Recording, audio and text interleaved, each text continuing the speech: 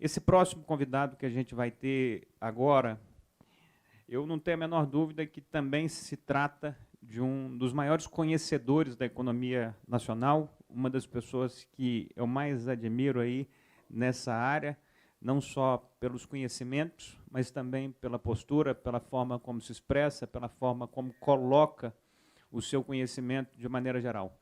O nome dele é Paulo Rabelo de Castro, graduado em Direito e Economia e PhD pela Universidade de Chicago. Ele é escritor, palestrante, consultor e professor. Economista, premiado, presidiu o IBGE e o BNDES. É fundador do Atlântico, que define como Instituto de Ação Cidadão.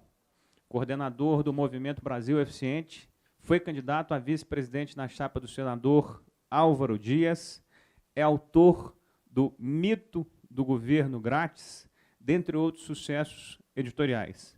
É fundador e sócio da RC Consultores, com expertise em consultoria de indicadores setoriais e macroeconômicos.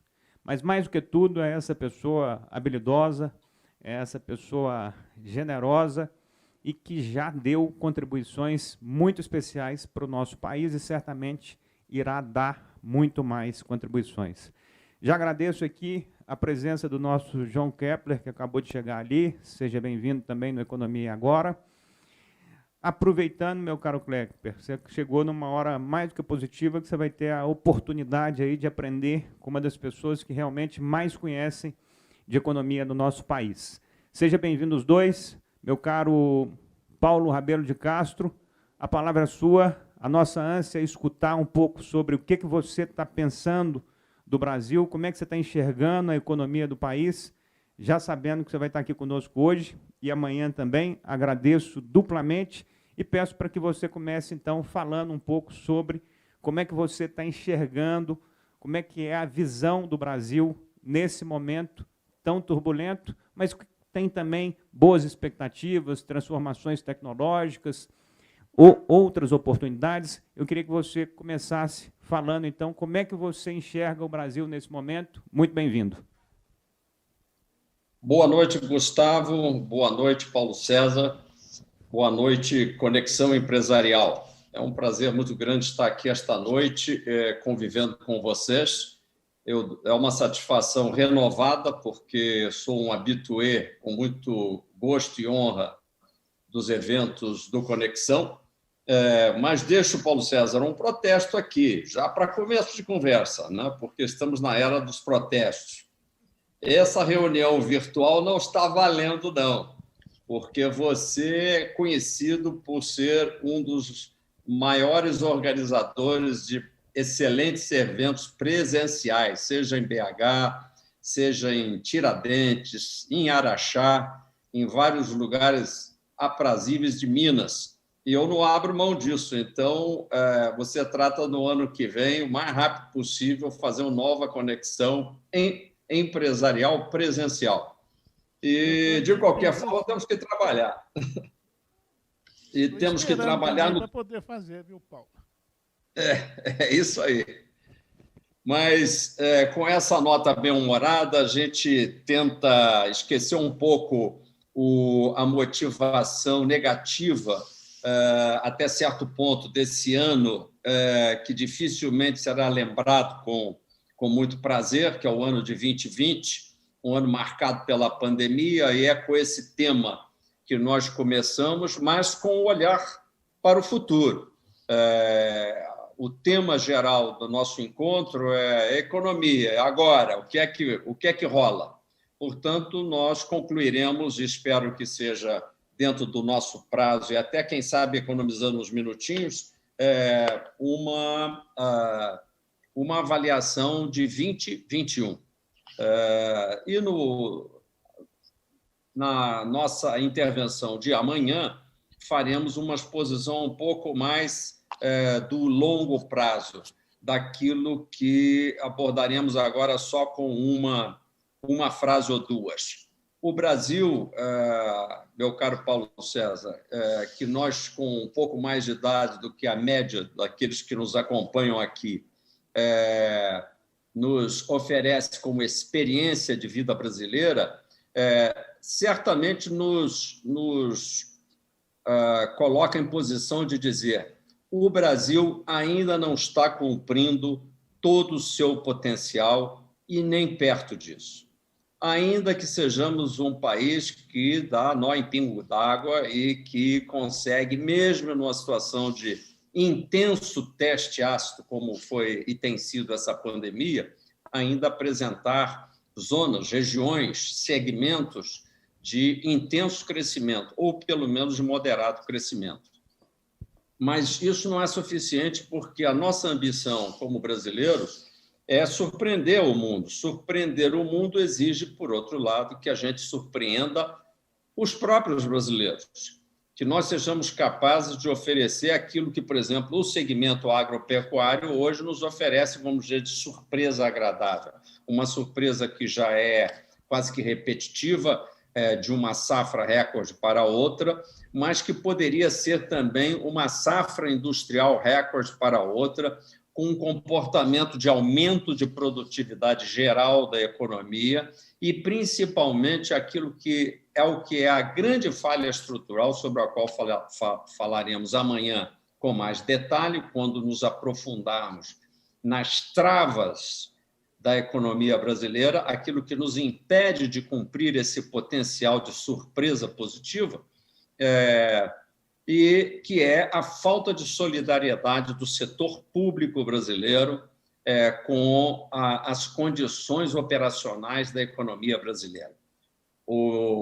Eu acompanhei desde o início as apresentações, quero cumprimentar todos os que falaram antes, mas com especial ênfase ao meu querido amigo nosso, amigo comum, Salim Matar, quando ele falou dessa tremenda obesidade do Estado brasileiro. Não repetirei o tema, porque foi o tema dele, mas para registrar que esta é a grande trava que nos impede de atingir esse potencial. Não são os segmentos produtivos em si, mas eu diria, Salim, que é mais do que simplesmente obesidade, é uma falta de solidariedade.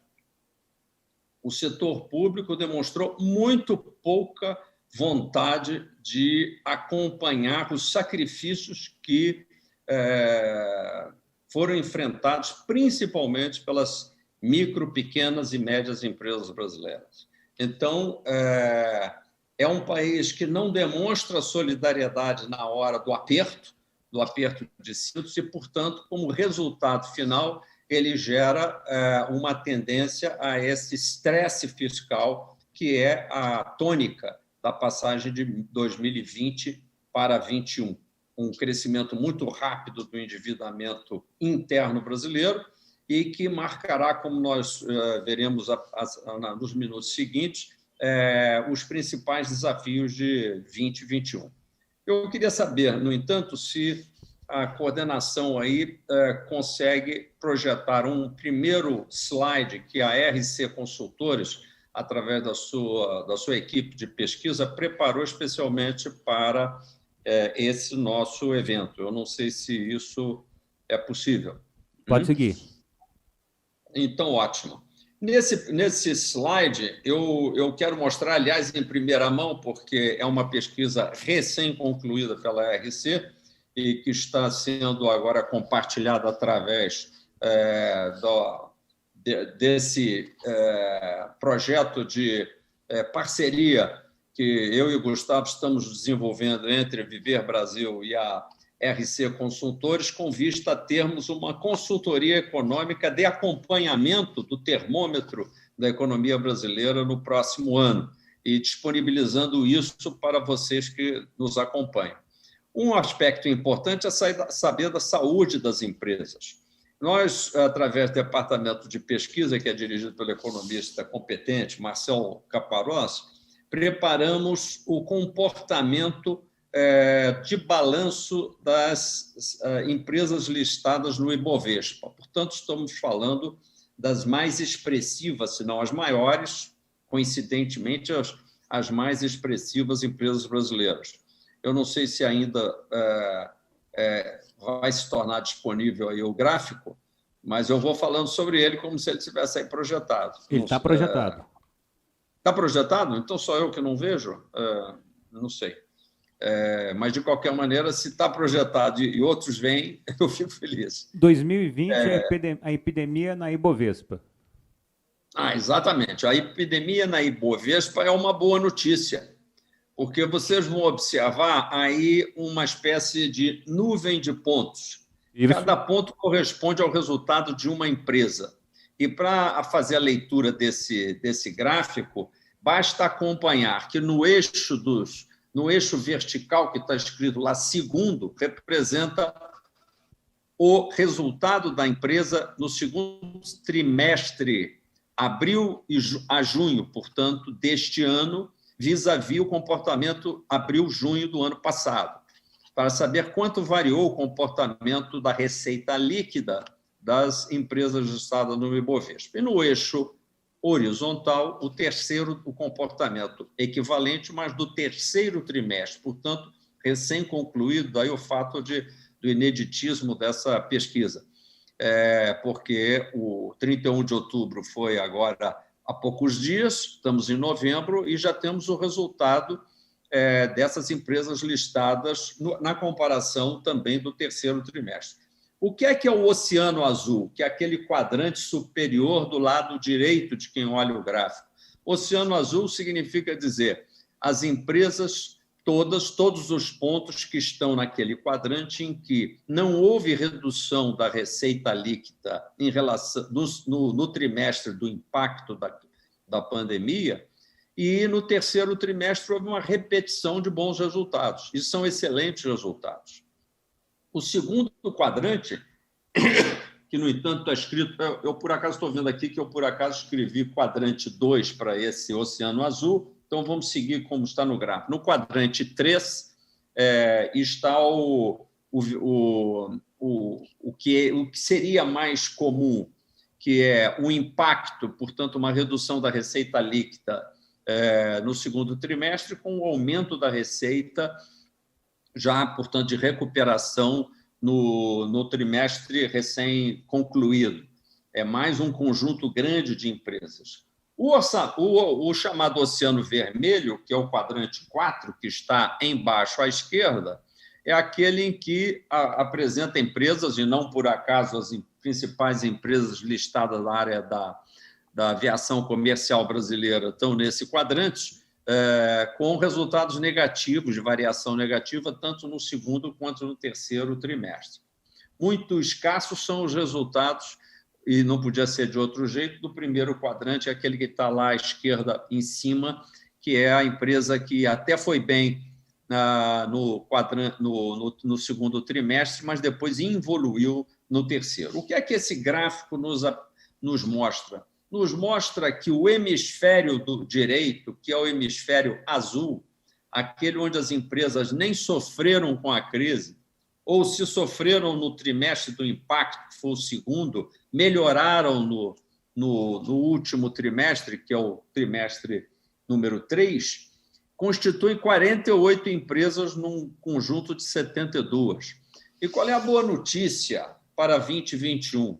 As principais empresas brasileiras, do ponto de vista da sua negociabilidade em bolsa, é um bom indicador, elas estão muito bem, obrigado. Elas conseguiram fazer uma reciclagem positiva. Isso, obviamente, repito, não se aplica àquelas que estão naquele quadrante difícil e que são empresas justamente, notoriamente, do setor da aviação civil, do setor de shopping centers e mais alguns segmentos muito,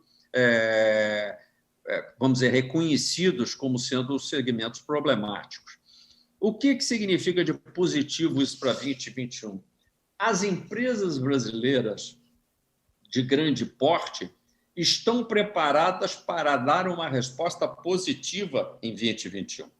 Com isso, eu já encaminho o nosso debate para a ideia de que, se 2021 contasse só com o potencial do setor produtivo brasileiro, que o presidente do Instituto Atlântico, o economista Rafael Vicchiati, grande empresário brasileiro, também chama de setor voluntário, porque é aquele que voluntariamente responde aos incentivos naturais do mercado e às regulamentações institucionais para fazer o país crescer, se nós dependêssemos de quem trabalha, levanta cedo, produz e está disposto a correr riscos, inclusive os riscos sendo colaborador de uma empresa, o nosso potencial estaria muito mais próximo de crescer em 2021 de 6% a 8%, Gustavo. Mas não é isso que está nas primeiras abordagens vamos dizer, do painel Focus do Banco Central para 2021, que fala num crescimento na faixa de 3% a 4%. E, portanto, nós temos que buscar quais são os fatores que estão eventualmente trabalhando para retrair esse potencial de 2021. Antes disso, eu queria passar para o segundo slide, onde eu, através dessa pesquisa inédita da RC, apresentamos, e esse dado é impactante, até mandei reverificar de tão impactante, que é o caixa e as demais disponibilidades imediatas desse grupo de 72 empresas, que já não era, Paulo César, pequeno. Se você disser que 350 bilhões de caixa é pouco, eu vou ficar muito espantado. Mas mais espantado ainda saber que essa disponibilidade de caixa simplesmente dobrou para 700 bilhões. Ou seja, nós temos aí uma disponibilidade extraordinária, o que significa, antes de mais nada, a possibilidade, se essas empresas tiverem a motivação correta, e essa motivação é a rentabilidade de projetos que estejam à frente, e uma segurança de que existe um bom timoneiro na economia e na política para além de 20 e 21, ou seja, os investimentos são sempre olhando um horizonte de, no mínimo, 5 a 10 anos, uma boa parte desses 700 bilhões vão se converter em investimentos. No momento, eles estão servindo como um colchão de liquidez e de segurança para as grandes empresas brasileiras. O mesmo não acontece, e eu já vou introduzindo a polemização do processo brasileiro, com as micro, pequenas e médias empresas. Não obstante os esforços do meu amigo Carlos Média, grande mineiro, aqui está à frente do Sebrae, e de alguns outros que pelejaram para aumentar de modo mais significativo o apoio à pequena e à média empresa brasileira, a grande verdade é que se a gente pega até o terceiro trimestre, como acabamos de confirmar nos dados até setembro do Banco Central, os recursos direcionados para as pessoas jurídicas pelas empresas, portanto, financeiras do governo, apresenta uma queda de 3% nominal. Em outras palavras, todo o avanço de crédito foi feito pelo setor bancário privado e de forma muito segmentada. Muito segmentada porque, basicamente, correspondeu à alocação da liberação do compulsório para a rolagem e ampliação do crédito das mesmas empresas. Claro que nesse universo de milhões de empresas, uma ou outra, e a gente conhece certamente algumas, que não tinham pegado dinheiro e que na crise conseguiram pegar. Mas o mais comum é que as empresas que já tinham a ficha no banco conseguiram essa rolagem, e essa é a razão pela qual, surpreendentemente, a taxa de inadimplência em plena pandemia cai no sistema bancário como um todo. Isso não faria sentido nenhum, a não ser que houvesse, como houve de fato, uma rolagem generalizada daqueles que já tinham crédito. Portanto, ampliou-se a segmentação entre como se diz em inglês, os haves e os have-nots, entre aqueles que tinham e aqueles que continuaram sem ter o crédito.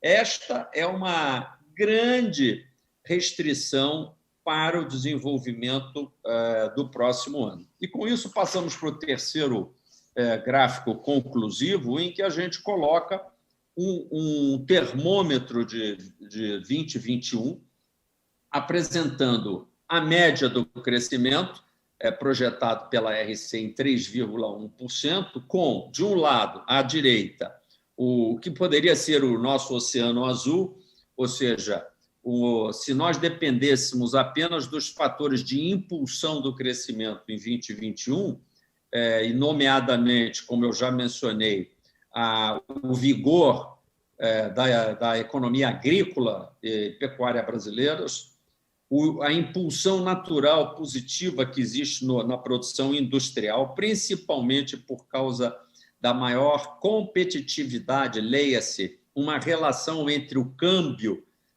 mais favorável para a indústria e os salários que, de certa forma, ficaram ou contidos ou até em queda, portanto, aumentando a rentabilidade potencial de todo o setor industrial brasileiro, isso também é positivo. A construção civil, embalada pela menor taxa de juros da história brasileira, isso é absolutamente crucial, positivo, importante, fundamental para manter a demanda por imóveis novos e, obviamente, aquecendo também o mercado de imóveis usados, restando, portanto, apenas a ideia de que o consumo privado teria que ser mantido no próximo ano como um fator de impulsão através de recursos que ainda o governo não conseguiu encontrar no seu restritivo orçamento para manter, pelo menos no nível de R$ 250 mês, o apoio para aqueles 6 a 7 milhões de brasileiros que ainda não terão encontrado emprego e posição de trabalho ao longo do próximo ano. Eu digo isso porque a pancada no mercado de trabalho foi brutal. Nós tivemos uma redução, no primeiro momento, da ordem de 12,5 milhões de postos de trabalho destruídos. Isso parece até um número inverossímil, difícil de acreditar, mas foi o que aconteceu. E aí me perguntarão, mas o consumo, pelo contrário, até está bastante favorável em todos esses segmentos ligados a materiais de construção, a supermercados e assim por diante. Como é que justifica? É que, embora a renda paga pelas empresas por trabalho produzido tenha caído mais de 350 bilhões, Paulo César, houve uma reposição de mais do que isso nesse programa emergencial. A gente poderia dizer, mas sem tom de crítica, que o governo até errou na mão por exagero, porque no mês de agosto, segundo os nossos cálculos da RC, a relação entre a renda perdida voluntariamente e a renda reposta alcançava um positivo, não um negativo, da ordem de 108 bilhões de reais em agosto. E agora ele vai diminuindo esse positivo na direção do zero. E o grande desafio de 2021, vamos começar a comentar 2021 para concluir, é que no orçamento federal não há a menor chance de que esse positivo possa se manter. Em outras palavras, a menos que o mercado privado de trabalho avance, recompondo pelo menos 6 milhões de postos de trabalho, e para isso era preciso que a economia como um todo viesse a crescer mais de 4%, a nossa projeção não alcança isso, nós vamos ficar na dependência do governo encontrar recursos para bancar aí cerca de 70 bilhões de um orçamento anual de proteção social, que é um grande desafio que o Congresso Nacional ainda não enfrentou, apesar de nós estarmos aí nos minutos finais para aprovação do orçamento 2021. E aí, com isso, eu lembro os fatores de retração que estão aí, e eu já estou falando sobre eles. Uma restrição fiscal muito grande. Por quê? Porque o governo federal, e nisso vamos nos deter mais amanhã, falar sobre a falta de solidariedade do setor público brasileiro. Houve exemplos positivos no campo estadual e também entre as administrações municipais, portanto, temos que ter bastante cuidado quando fazemos essa crítica generalizada num país vasto e continental como o Brasil. essa crítica se aplica fundamentalmente à gestão do orçamento público federal. Por quê? Porque não houve absolutamente corte algum, não houve sacrifício nenhum, praticamente de rubrica alguma.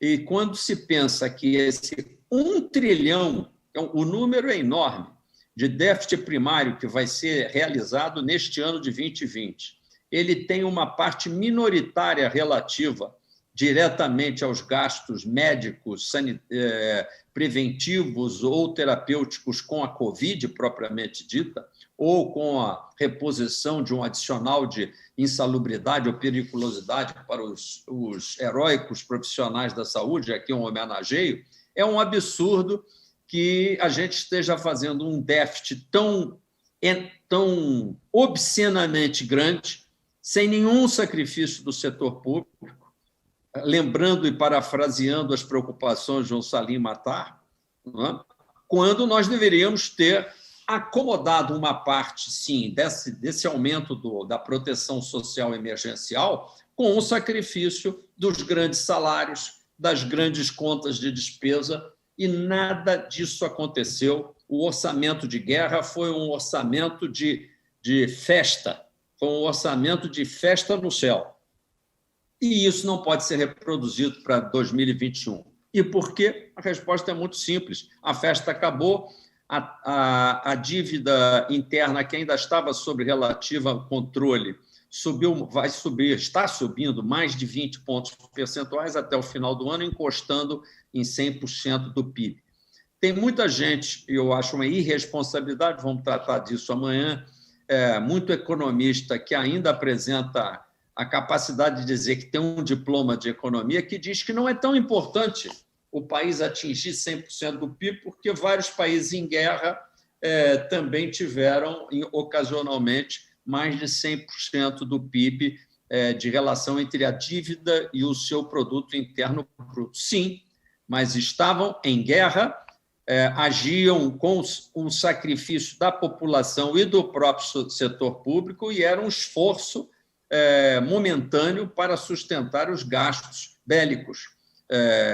E depois, os que perderam a guerra, se a gente lembrar as últimas, tiveram planos muito generosos, principalmente por parte dos Estados Unidos, como foi o Plano Marshall na Europa, como foi o plano do MacArthur no Japão, e que sustentaram essa recuperação. Nós não vamos ter plano algum de ninguém. E com a política externa que nós temos fabricado de animosidade geral, e isso não vai nenhuma crítica também ao governo federal, mas é um fato, nós estamos comprando briga para tudo quanto é lado, nós só podemos contar mesmo com os nossos recursos. Portanto, a nossa situação é uma guerra muito peculiar, é uma guerra que nós travamos conosco mesmo, com o nosso próprio egoísmo, com a nossa própria incapacidade de organizar, planejar e fazer brilhar a economia brasileira, que teria tudo para sair dessa crise com galhardia. Aliás, usar até a pandemia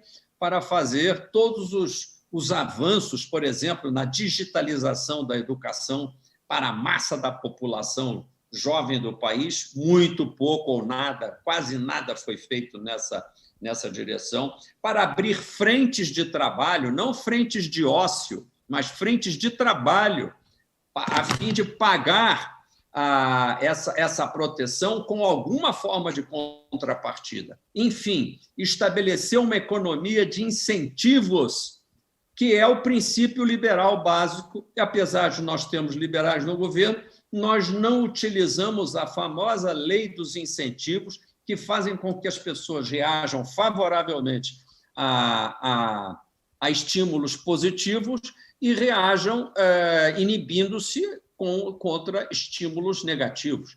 Portanto, nós estamos diante de muitos estímulos negativos, principalmente vindo do governo, que está prejudicando hoje o equilíbrio fiscal, o equilíbrio financeiro do país, o equilíbrio de confiança, e é isso que come PIB de 2021. Com isso, eu concluo para dizer, com o aumento quase que inevitável da taxa de juros, que infelizmente vai ter que sair assim que terminar, domingo que vem, essa eleição. Não digo que o Banco Central esteja fazendo uma administração política da taxa de juros, mas é inevitável concluir que o Banco Central já está careca de saber que, com um índice de preço ao produtor passando de 20% na maior parte dos segmentos econômicos, é impossível que não haja um repasse intenso, inflacionário em 2021, e que, portanto, a resposta inevitável do Banco Central vai ter que se recompor a Selic na direção de, no mínimo, 4% ao ano. E, como a taxa hoje é de 2%, é muito baixa, a gente tinha tudo para comemorar, nós vamos ter que enfrentar uma duplicação do nível nominal da taxa, já será um impacto, e também eu antevejo custos de energia em ascensão por conta da bagunça com que é regido o sistema energético brasileiro. Aliás, a crise comprada e criada por falta de redundância de equipamento no Amapá, uma vergonha brasileira, é mais um capítulo da completa e absoluta incúria com que o setor público, às vezes, administra os seus objetivos. Não temos plano, não temos objetivos firmes, não concluímos reformas de modo objetivo, e essa é a única razão pela qual o ano de 2021 não será um ano como acontecerá muito provavelmente em outros países, Índia, China, em alguns outros países emergentes. O Brasil tem que ter uma reflexão, Gustavo e Paulo César, muito séria sobre o que quer fazer com o seu futuro. É esse o papel da política. Por isso, até me envolvi de modo bissexto na política, na tentativa de levar um pouco a voz não diria da racionalidade, mas a voz do sonho racional, do sonho entusiasmado, para mostrar do que o Brasil é capaz e, dentro do Brasil, mostrar, por exemplo, um grande estado brasileiro como Minas Gerais, do que Minas Gerais é capaz. Mas o pequeno sacrifício é o sacrifício de colocar a máquina para funcionar eficientemente. Por isso, é preciso que pessoas se envolvam na política. O que nós vimos, no entanto, foi o fracasso dos melhores, tendo em vista a absoluta falta de campo para jogar o jogo que precisa ser jogado. Nós entramos com vários Pelés e vários Maradonas em campo, e, ao fim de 2 anos, vários dos melhores do time já foram desescalados. É preciso, no entanto, que a gente não esmoreça, que a gente volte a tentar, que a gente acredite no Brasil. Muito obrigado e estou à disposição para alguns comentários finais. Maradona cansou tanto que até morreu, né, doutor Paulo? É isso aí, mas ele, se Deus quiser, está num bom lugar. Olha só, nós vamos ter a sua presença aqui, nós vamos aproveitar dela mais ainda amanhã, mas eu vou te fazer uma pergunta só do que você colocou aí, e aí eu encerro com uma participação do João, caso ele queira. Mas o senhor colocou, você colocou aí que nessa situação aí de pandemia, de plano emergencial, muita gente ficou sem emprego, ficou sem recurso, ficou sem ter o que fazer, e, obviamente, o governo agiu criando uma alternativa para isso, que foram esses R$600 de auxílio emergencial e depois os 300. Eu queria entender o que você falou aí. Pelo que eu entendi, existia um fluxo financeiro ali entre essas pessoas, entre essa parcela da população. Quando houve a pandemia, esse fluxo cessou, o governo foi e injetou. Pelo que eu entendi, neste fluxo aí de injeção, o governo criou um saldo positivo, ou seja, além do que era previsto, se aquelas pessoas estivessem empregadas, de 108 bilhões de reais. É isso mesmo? Isso. É isso mesmo. É estranho, e aí essa dificuldade que você vê para esse recurso aparecer em 2021. Porque, na realidade, nós criamos uma situação, embora artificial, momentaneamente tão positiva, que nós tivemos falta de produtos, por exemplo, nas lojas de material de construção. Eu mesmo, por acaso, andava fazendo umas reforminhas em casa, até porque a gente fica mais em casa e faz isso, e talvez por causa disso o consumo formiguinha tenha aumentado muito, e deu falta de insumos, que ainda continua relativamente generalizada em vários segmentos, com aumentos expressivos de custo, ou seja, o governo, na sua generosidade, fez bem em apontar para R$600 por pessoa e fazer como eu, inclusive, propugnei ainda em março, quando tive a oportunidade de ir a Brasília apresentar ao general Braga Neto um plano mais amplo de retomada da economia. Constava essa distribuição ampla e disseminada, que eu chamava até distribuição por helicóptero, sem fazer muita pergunta, por 3 meses. Quando passamos para a segunda, primeiro ampliamos a fase 1, né, para 5 prestações, e introduzimos já uma fase 2, ainda com quantos? Mais de 65 milhões de beneficiários, aí nós estamos já errando na mão. Se você pensar bem, 65 milhões de beneficiários diretos, os números chegam a 67 milhões, se isso fosse um por família, nós teríamos praticamente já 3 vezes 7, 21, praticamente a população brasileira toda. Sobrou pouca gente que não deu essa abocanhada nos 600 milhões. Parabéns para quem conseguiu, mas o que eu conheço de colaboradores meus pessoais, que por acaso chegaram, prestadores de serviço, literalmente todos com 600 a 1.200 a 1.800 por família. E eram pessoas longe de estarem despojadas de uma condição de trabalho. Portanto, essa disseminação, eu diria indiscriminada, foi em detrimento do quê? De um recurso que deveria ter ido para micro, pequena e média empresas manter os empregos, Gustavo. Nota bem aí a teoria dos incentivos econômicos deixando de funcionar. Nós não financiamos o pequeno empresário que fechou o seu restaurante, que fechou a sua boutique, que fechou a sua casa de moda, que fechou o seu salão de cabeleireiro, não é? E despejou 12 milhões de empregados entre formais e informais na ociosidade, e o governo, como se fosse um grande mecenas, bancou o ócio generalizado. Isso não é uma economia que gera PIB? Você concorda comigo? O que gera PIB é a empresa tomando recursos de um BNDES, que, no caso, infelizmente, não compareceu, com capital de giro.